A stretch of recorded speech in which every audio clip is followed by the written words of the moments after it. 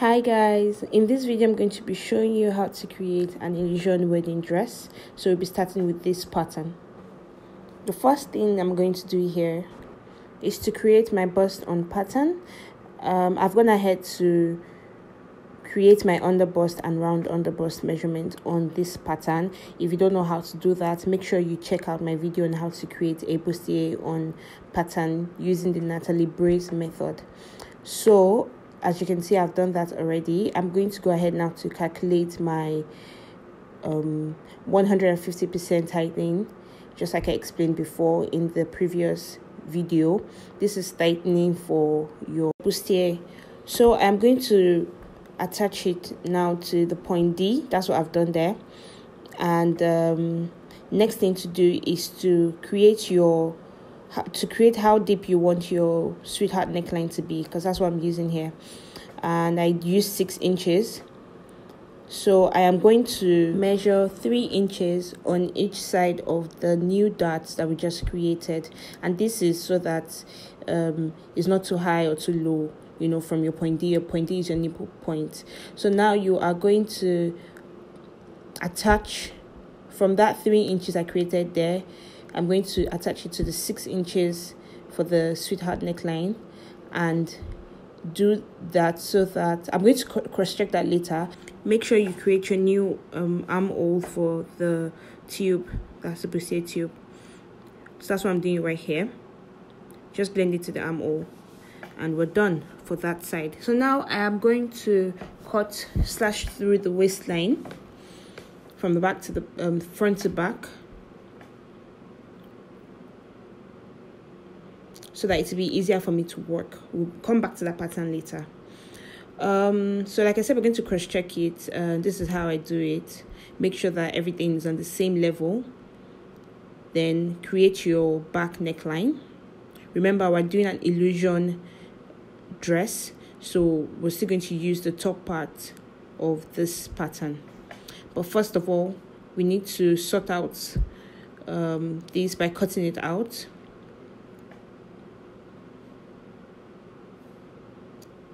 So I'm just going to cut out that, slash it through so that it will be easier for me to work on it. So now I'm cutting out the sweetheart neckline all the way to the armhole and to the back.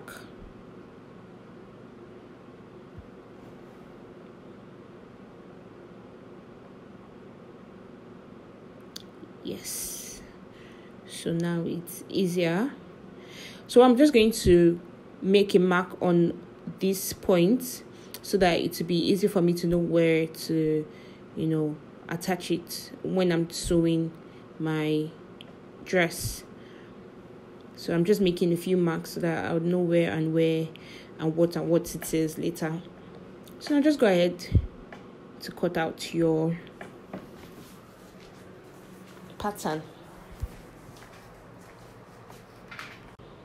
So on this back piece, I am going to extend the dart just like that and connect it down to each side, because we're going to cut it out.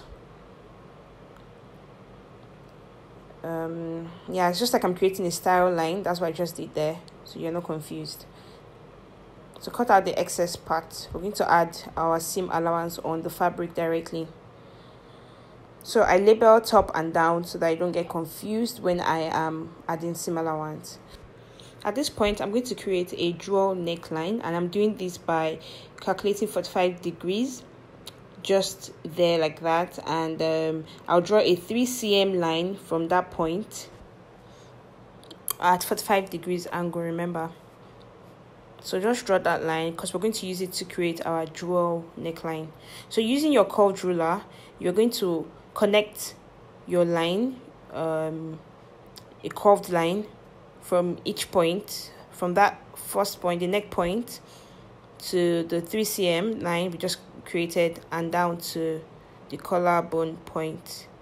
By the way, that's where your collarbone is on your pattern, just in case you didn't know that. Yeah, so now I am using my initial dart to create this draw neckline. So I have closed the dart now, and I'm going to extend my new shoulder line all the way. Yes, I use the marker so it to be visible. So yeah, we are almost done here. I'm just going to use a paper tape now to close hold that place down so it doesn't come off later. Okay, so now we are going to measure our shoulder line on our front pattern so that we can get the exact same thing on the back pattern, so that your shoulder will not be unequal by the time you're cutting. So measure yours, and from that point, this is how I like to do it. If it's not too much, I'm going to create a neckline for the back pattern. From that point I'm just creating now a neckline.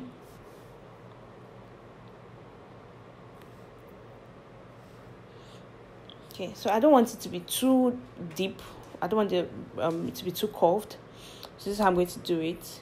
When I get to this point, I used a somewhat straight ruler. Yes, just like that, so that we don't have any funny look at the back. So just label your pattern when you're done. Don't forget to do that. Mistake CF. Okay, now so I'm going to go ahead to cut out this pattern. This is the pattern I'll be using for my mesh fabric to create the illusion style that I need. Okay, so now we're going back to this pattern. That's the bottom part from the waist to the hip, and I'm going to extend it all the way down to 43 inches because that's the length of the sheath dress that I'm making. So just extend that from your waist line, from the hip line all the way down to the length that you want. Sorry you can't see that part, but I'm just going to explain whatever it is that I'm doing there. Now I'm going to measure my hip divided by 4 on the hem of this dress, on the pattern of course. So that's what I'm doing there. You have to do this because we're creating a sheath dress, meaning it's not a pencil skirt dress or a straight dress. So do that and extend your new line all the way to the hip line. Yes, so you're going to extend this all the way. I can't show you that unfortunately, but just take a straight line all the way to your hip line and take it down. So whatever excess we have there, we're going to cut it out of this pattern. Yeah, so now I'm going to move my dart. I'm moving my dart because I don't like to see so many lines on my dress. So I'm going to move it to the side, and this is how to do it. Measure your dart and take it to the side, the SF and SB, and make sure you do this. You just cross it. So you remember, anytime you're using this pattern to create something else, that you don't need a dart. Okay, so we move. Now we're going to cut it out. Cut out all the excess paper that we do not need. We're not creating our seam allowance on pattern. We're going to create it on the fabric, and I'm going to show you how to do that in the next video. Okay, so now that we're done cutting, I decided to add a slit to the front of the dress. As you can see, I'm using the front pattern. So what I'm doing now is to go in from the SF by 3.5 inches and then take it all the way down, using a straight ruler. Just go all the way down to the hem of the pattern. So what I'm going to do is I'm going to have 3 pieces. That means I'm going to have 3 pieces of fabric for the front and the back of the dress. That's from the waist all the way to the hem of this